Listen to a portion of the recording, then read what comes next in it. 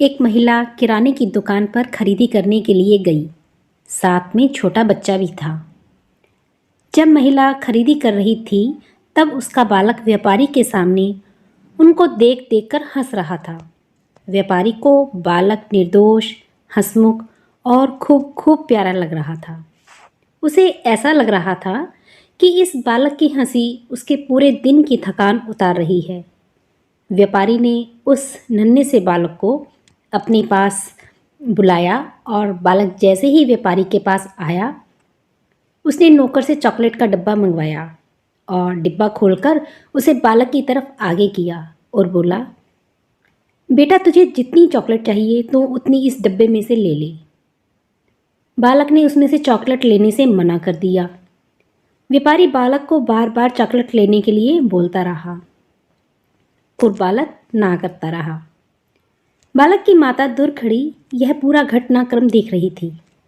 थोड़ी देर के बाद व्यापारी ने खुद डिब्बे में हाथ डाला और मुट्ठी भरकर चॉकलेट बालक को दी। बालक ने दोनों हाथ को खब्बा बनाकर व्यापारी द्वारा दी गई चॉकलेटों को ले लिया और व्यापारी का आभार मानते हुए वह उछलते कूदते माँ के पास गया। दुकान में से खरीदारी करने के बाद माँ ने बालक से पूछा, बेटा तुझे जब अंकल जी चॉकलेट लेने के लिए बोल रहे थे तब तू चॉकलेट क्यों नहीं ले रहा था? लड़के ने खुद के हाथ को आगे बढ़ाते हुए कहा, देखो माँ, अगर मैंने मेरे हाथ से चॉकलेट ली होती तो मेरा हाथ तो बहुत छोटा है, फिर तो मेरे हाथ में बहुत कम चॉकलेट आती ना। परंतु चाचा जी का हाथ बड़ा था, जब उन्होंने दी तो ढेर सारी चॉकलेट आई और मेरा पूरा खोबा भर गया। हमारे हाथ से ऊपर वाले के हाथ बहुत बड़े हैं और उनका दिल भी बहुत बड़ा है, इसलिए उनसे मांगने की बजाय वो क्या देने वाले हैं उन पर छोड़ दीजिए।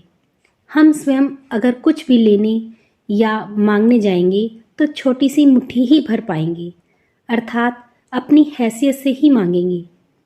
परंतु जब ईश्वर के ऊपर छोड़ेंगे तो वो हमारा पूरा खोबा भर जाएगा, अर्थात वो अपनी हैसियत से देंगे। उन्हें पता है कि हमारी पात्रता, वह हमारा पात्र कितना बड़ा है और हमारी आवश्यकता क्या है। दोस्तों, आपको भी अपने ऊपर वाले पर कितना विश्वास है? आप भी मुझे कमेंट सेक्शन में ज़रूर बताइए और इस कहानी को दूसरों के साथ भी साझा ज़रूर कीजिए। धन्यवाद।